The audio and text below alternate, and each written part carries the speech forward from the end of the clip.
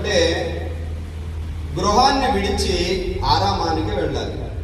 అది వెళ్ళిన తర్వాత గురువు దగ్గర కొంతకాలం ఉండాలి.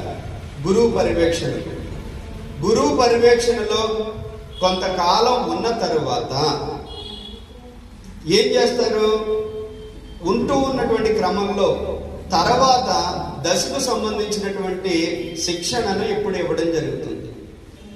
ఒక గృహస్థుడు గృహ పరిత్యాగాన్ని చేసి ఆరామానికి వెళ్ళిన తర్వాత అతను ఆ యొక్క పరిస్థితిలో, ఆ యొక్క దశలో అనగారికకు సంబంధించినటువంటి శిక్షావళి, నియమ నిబంధనలు, ఆచరణ, సాధనా క్రమాన్ని అధ్యయనం చేయాలి.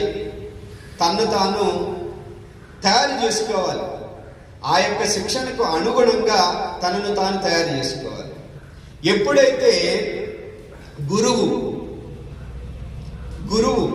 ఉపాధ్యాయుడు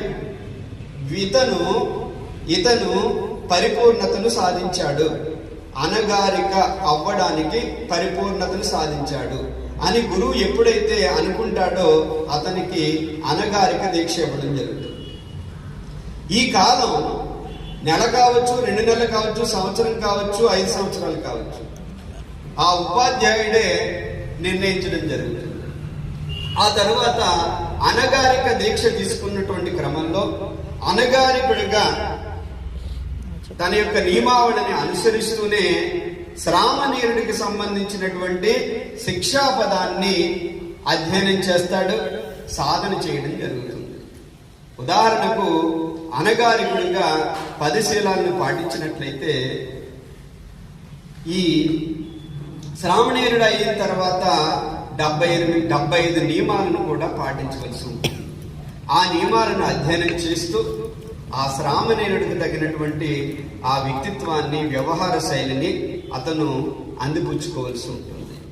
ఆ తర్వాత ఉపాధ్యాయుడు ఎప్పుడైతే ఇతను అర్హతను సాధించాడు అని చెప్పంగానే పబ్బజ్జను ఇచ్చి అతన్ని శ్రామణీయుడిని చేస్తారు.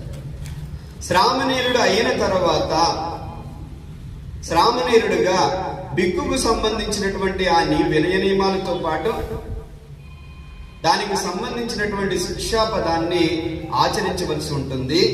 ఇతను అర్హతను సాధించాడు అన్న తర్వాత గురువు ఉపసంపదను ఇచ్చి అతన్ని బౌద్ధ భిక్షువుని చేయడం జరుగుతుంది. ఇతను ఉపసంపదను తీసుకుని భిక్షు అవుతాడు. అంటే ఏంటి?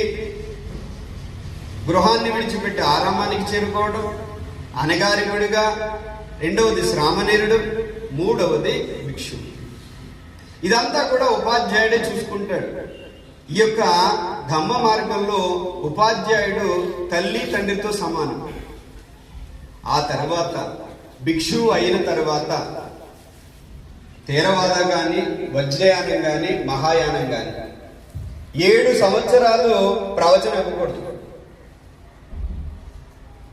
7 సంవత్సరాలు ప్రవచనం ఇవ్వకూడదు. ఇక్కడ ఉపాధ్యాయుడితో పాటు ఆచార్యులు వస్తారు. ఇక్కడ ఆచార్యుడు ఏం చేస్తారు? త్రిపీఠకాలకు సంబంధించినటువంటి పూర్తి స్థాయి పరిజ్ఞానం అతనికి అందేటట్టు, అదే